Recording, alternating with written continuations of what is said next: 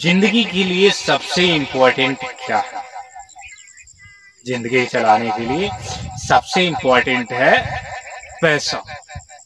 यदि पैसा नहीं है तो आपको समझ लीजिए यहाँ पे कुछ भी नहीं मिलने वाला।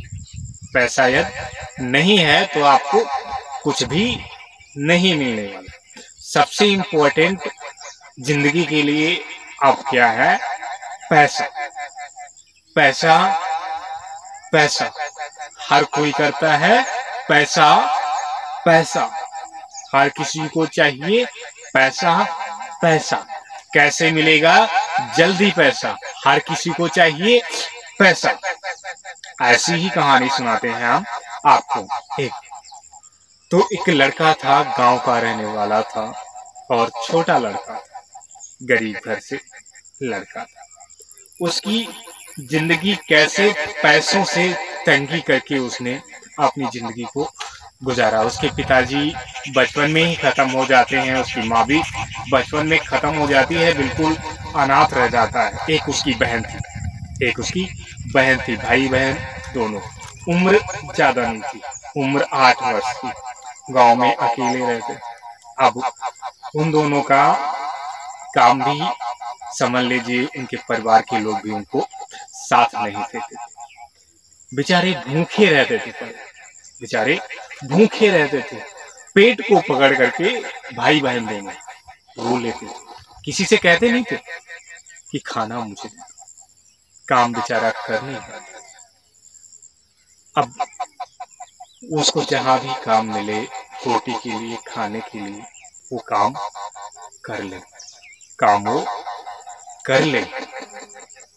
अब काम करते करते वो बेचारा थोड़ा बड़ा हो गया। उसने सरकारी कॉलेज में वो पढ़ने जाया करता था। बहन भी उसकी पढ़ने जाया करती थी।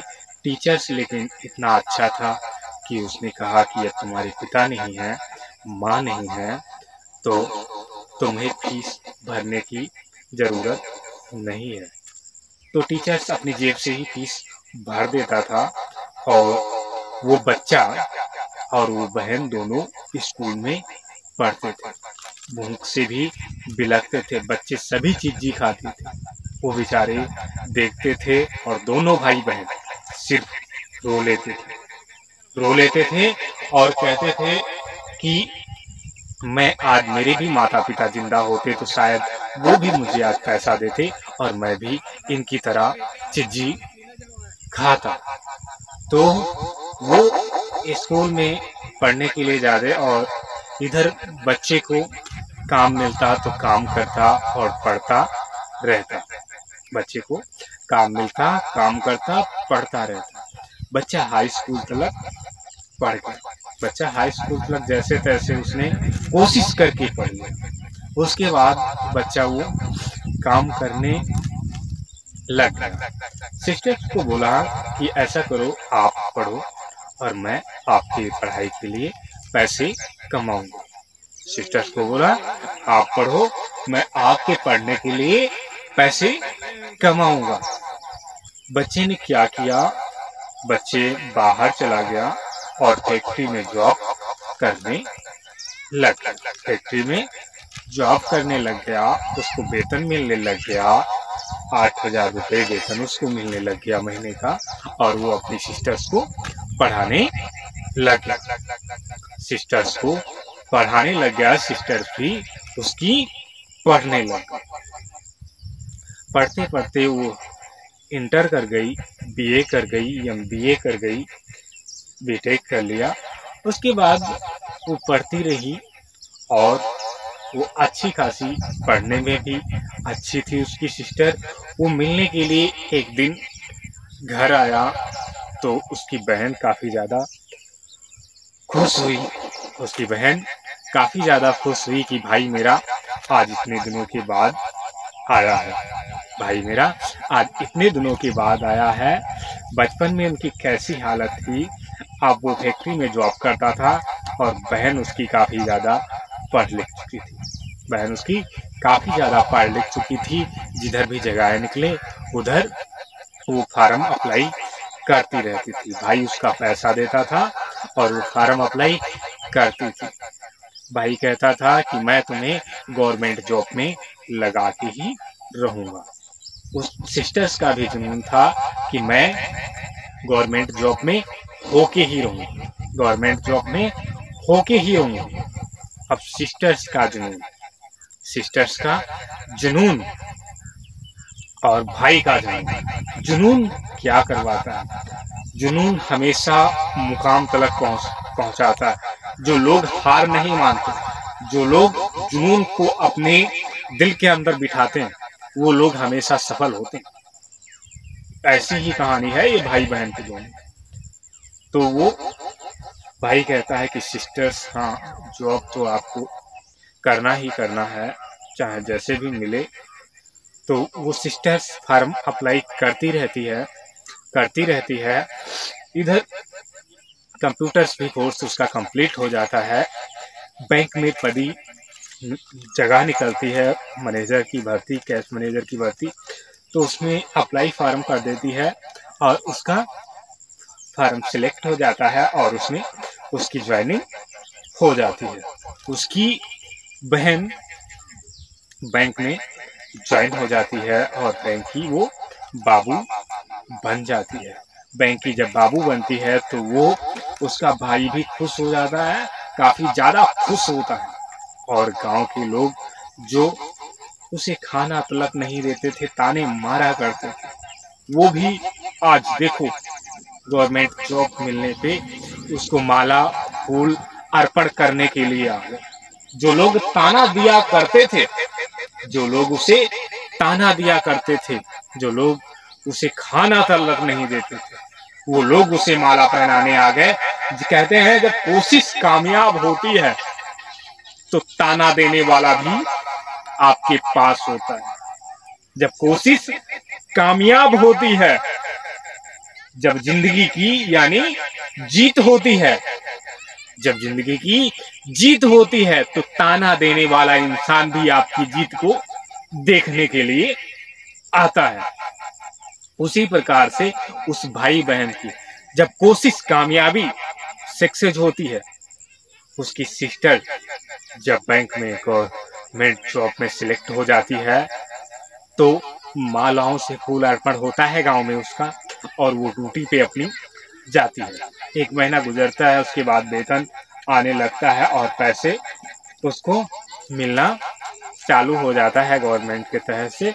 देखो गरीबी से तंग हुआ इंसान, पिता भी नहीं था, माँ भी नहीं थी, और भूख से जो तड़पता था इंसान, भूख से जो तड़पता था इंसान, वो आज पैसों की दुनिया में दोनों भाई बहन इतना प्यार था। पैसे, बैंक जॉब लग जाती है और पैसे उनको वेतन अच्छा खासा मिल जाता है और पैसे की तंगी उनकी दूर हो जाती है। पैसे की उनकी तंगी दूर हो जाती है और वो काफी ज्यादा प्रसन्न हो जाते हैं और अपनी जिंदगी को आराम से जीने लग जाते हैं। तो सिस्टर कहती है कि भाई आप अपनी शादी कर लो। तो एक लड़की उसके भाई को पसंद थी, तो लड़की भी उससे राजी होती है और भाई की अपने शादी वो सिस्टर करवा देती है। भाई की अपने शादी करवा देती है और भाई के लिए अपने पैसों से दुकान खुलवा देती है, शोरूम एक बड़ा सा खुलवा देती है और भाई शोरूम को चलाने लगता है। 2-3 शोरूम वो डाल देता है, 2-3 शोरूमों का वो मालिक बन जाता है। और उसकी बहन तो बैंक के जॉब, गवर्नमेंट जॉब में थी ही, और वो बैंक के कर्मचारी से ही अपनी शादी प्यार उससे करने लगती है और अपनी शादी बैंक के कर्मचारी के साथ में कर लेती है और अपनी जिंदगी को ये दोनों भाई बहन अच्छे से बिताने लग जाते हैं। पैसा कैसे प्राप्त किया जाता है, आपने कहानी में कुछ सीखने को पाया नहीं पाया? नायंदर कहानीकार को कमेंट करके बताओ, पैसा कैसे पाया जाता है? इस भाई बहन जो भूख से मर रहे थे, पैसों की मुकाम तलक कैसे पहुंचे? कहानी में आपको नायंदर कहानीकार ने सुनाया कि पैसों की मुकाम तलक कैसे पहुंचना है। कोशिश करने वाले की कभी हार नहीं होती। यानी शिक्षा वो चीज है जो आपकी पैसों की चादर पे भी सुला सकता है।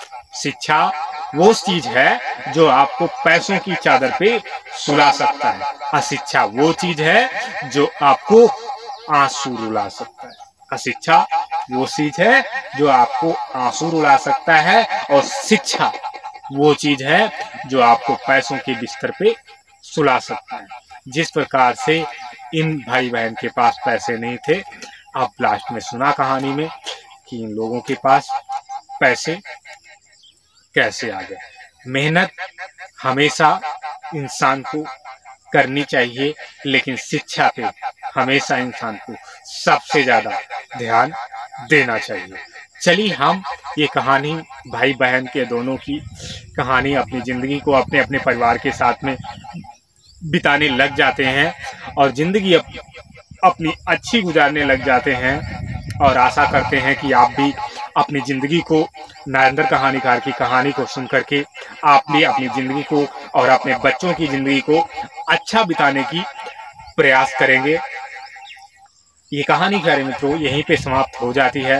ये नरेंद्र कहानीकार आपको फिर से मिलते हैं अपनी नेक्स्ट कहानी के साथ में। तब तक के लिए आप अपना रखेंगे ध्यान, अपने परिवारजनों का रखेंगे ध्यान। ये नरेंद्र कहानीकार आपको फिर से मिलेंगे अपनी एक नई कहानी के साथ में। तब तक के लिए प्यारे मित्रों आपको नरेंद्र कहानीकार का नमस्कार।